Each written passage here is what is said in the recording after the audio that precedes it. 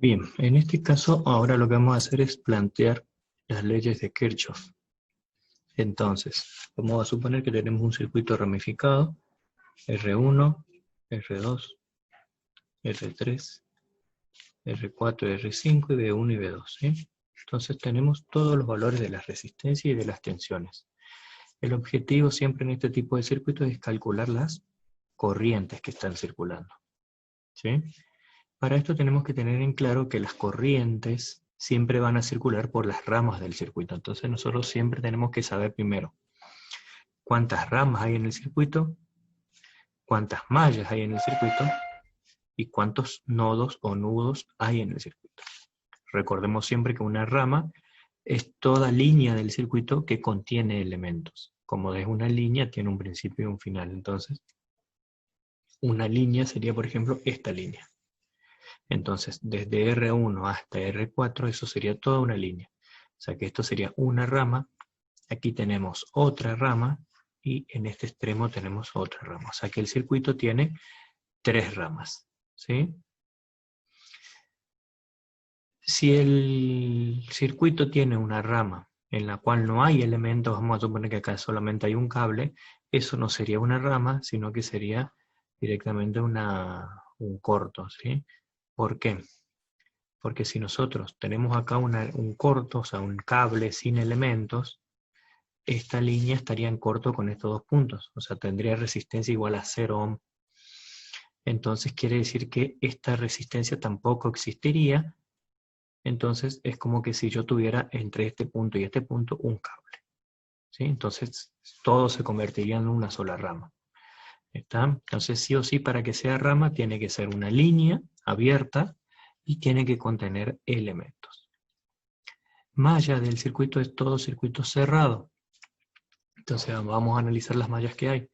Una malla tengo acá, un circuito cerrado, otro circuito cerrado tengo aquí, y después también tengo otro circuito cerrado alrededor del circuito original sin considerar R3. O sea que mi circuito total es de 3 mallas. Y nodo es la unión de 3 o más ramas. Entonces dijimos que esta era una rama, esta era otra y esta era otra. O sea que acá tengo un nodo y acá tengo otro nodo. O sea que en total serían 2 nudos o nodos del circuito. ¿Estamos? Bien, ¿por qué es importante saber esto? Porque la primera ley de Kirchhoff me indica que la suma de las corrientes en un nodo es igual a 0. Entonces ahí yo necesito sí o sí saber la cantidad de nodos que hay. ¿sí? Entonces, y además sé que las corrientes circulan por las ramas. Así que si circulan por las ramas y yo sé que tengo 3 ramas, ¿cuántas corrientes hay en el circuito? 3 corrientes. Entonces lo primero que vamos a hacer con un circuito ramificado de este estilo es ponerle el sentido de circulación a las corrientes. Entonces yo sé que acá circula una, acá circula otra y acá circula otra corriente. Le damos el sentido que queramos. Es independiente de cómo lo queremos hacer. Vamos a ponerle esto así, para que, ahora vamos a ver para qué, ¿sí? Entonces, esta corriente vamos a suponer que viene así, esta sale y esta sale. ¿sí? A esta la vamos a llamar I1, I2, I3. ¿sí? Entonces, para que sea más sencillo de analizar la primera ley, vamos a sacar el nodo, vamos a ponerle a este nodo como nodo A, y vamos a analizar las 3 ramas que tengo sobre ese nodo, que serían esas 3 ramas, ¿sí? Tengo en esa forma. En este nodo, por este lado del nodo, está ingresando I1. O sea que el sentido de circulación de I1 es así. Acá está I2. ¿Qué está haciendo I2? Está saliendo. Y por acá está I3, que está haciendo I3, está también saliendo. La primera ley me indica que la suma de las corrientes en un nodo es igual a 0. ¿sí? Considerando que las corrientes que ingresan al nodo son positivas y las que salen del nodo son negativas. ¿sí? Entonces una suma algebraica en la cual las corrientes que ingresan al nodo son positivas y las que salen del nodo son negativas. Entonces, ¿qué me va a quedar? I1 más I2 más I3 igual a 0. Pero tengo que considerar esto, entonces las que ingresan al nodo son positivas. ¿Qué corrientes ingresan al nodo? Solamente I1. Esta está ingresando al nodo. I2, ¿qué está haciendo? Está saliendo, por lo tanto es negativa. E I3 también está saliendo, por lo tanto es negativa. Entonces me va a quedar la ecuación de esta manera. Recordemos que más por menos es menos, más por menos es menos, y en este caso que es más, queda de esta forma. Entonces, las corrientes que ingresan al nodo son positivas y las que salen son negativas, y esta ecuación me va a dar igual siempre a 0. Entonces, la primera ley de Kirchhoff, aplicándola al nodo A, me queda I1 menos I2 menos I3 igual a 0. Recordemos siempre que el objetivo es hallar el valor de las corrientes. Yo por ahora tengo una ecuación, después esto en un sistema de ecuaciones me va a permitir a mí hallar el valor de cada una de ellas. ¿Estamos? Bueno, eso con respecto al nodo A. De la misma manera podemos hacer con el nodo B. Entonces, si quieren ustedes pueden dibujar esto en su carpeta para que sea más sencillo de hacerlo. Entonces ahí enseguida se van a dar cuenta cuáles son las corrientes que ingresan, cuáles son las corrientes que salen, y de esa forma poder asignarle los sentidos. No hace falta que hagamos de esta forma, sino que si ustedes ya se dieron cuenta, pueden escribir de forma directa la ecuación. I1 está saliendo, por lo tanto va a ser negativa, I2 e I3 están entrando hacia el nodo, por lo tanto van a ser positivas. Entonces tengo la ecuación para el nodo B, y esta es la ecuación para el nodo A. ¿Está? De esa forma podemos hallar la primera ley de Kirchhoff. ¿Sí? Bien, ahora analicemos la segunda. Volvemos a graficar nuestro circuito original para que sea el mismo circuito el que analicemos. Y la segunda ley de Kirchhoff me dice que la suma de las tensiones en un circuito cerrado es igual a 0. Y ahí hay que hacer una serie de consideraciones que vamos a tener en cuenta. ¿Sí?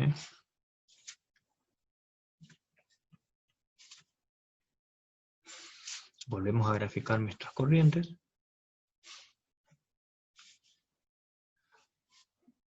Me dice que la suma de las tensiones en un circuito cerrado es igual a 0. Yo sé que un circuito cerrado es una malla, ¿está?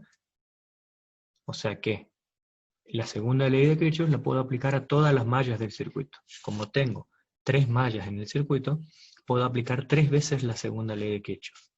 ¿Sí?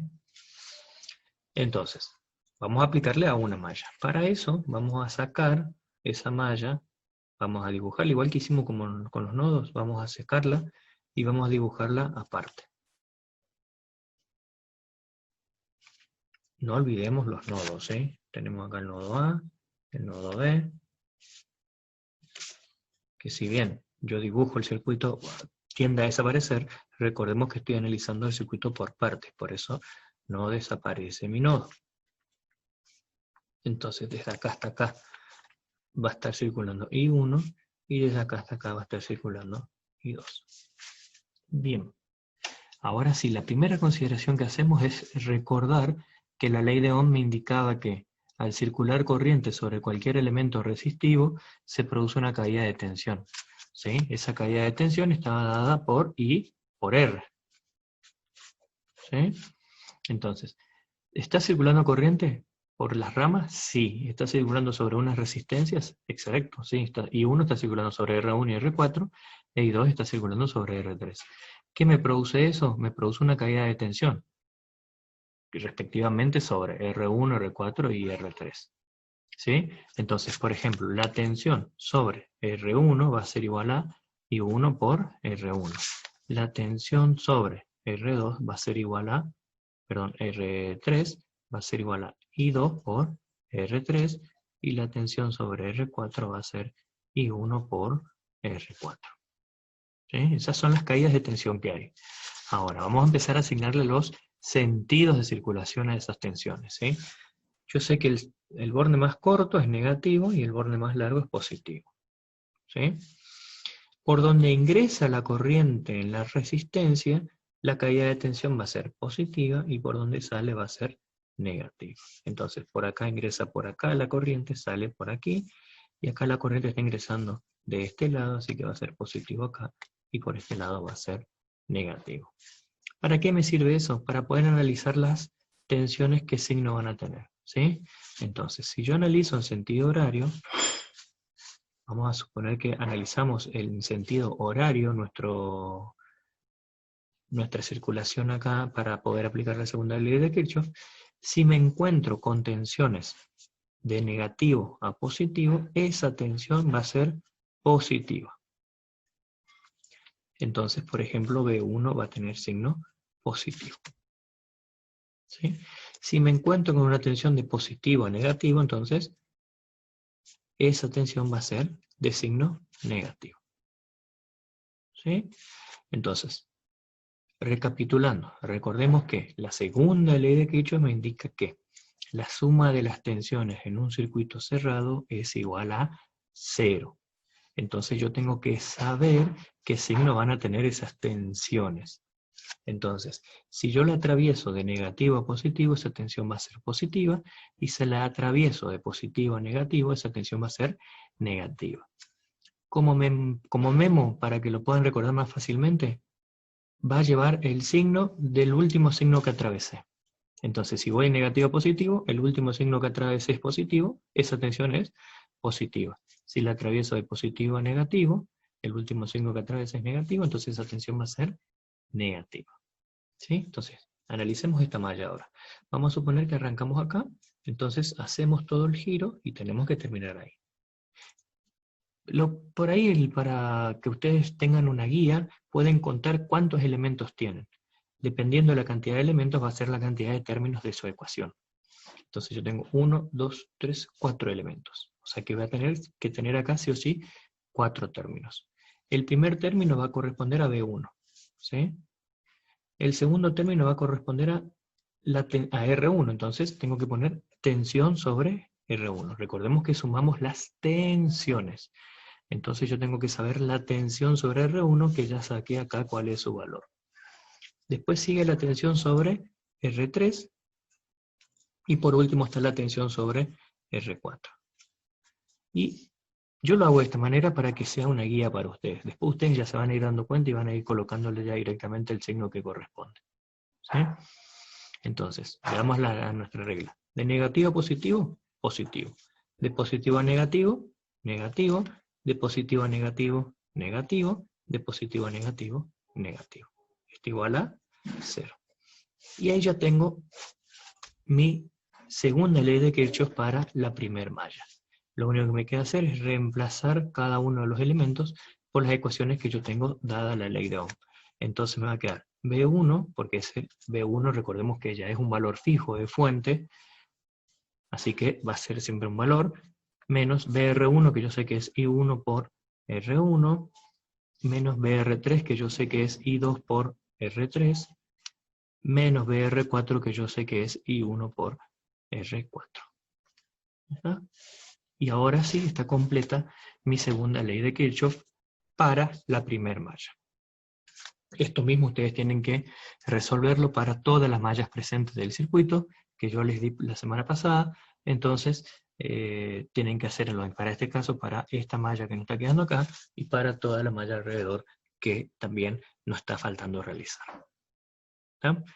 Cualquier duda consulten, y la idea por ahora es que planteen las leyes. Una vez que tenemos planteadas las leyes, vamos a hacer un pequeño repasito de matemática, porque van a ver que acá yo tengo una ecuación, acá tengo otra ecuación, ¿sí? Y tengo incógnitas. Entonces, lo que vamos a plantear es un sistema de ecuaciones. Si ya lo vieron en matemática, vayan repasándolo. Entonces, en un sistema de ecuaciones, recordemos que necesitamos la misma cantidad de ecuaciones para las incógnitas que necesitamos resolver. Yo tengo 3 incógnitas, I1, I2, I3, entonces necesito 3 ecuaciones que me relacionen esas 3 corrientes. Acá tengo una, acá tengo otra, y por lo menos voy a necesitar una ecuación más de malla para poder resolver mi sistema de ecuaciones. Una vez que tenemos las tres ecuaciones, lo resolvemos de forma matemática y hallamos el valor de I1, de I2 y de I3, que es el objetivo de mi análisis por la ley de Kirchhoff de un circuito ramificado como este tipo.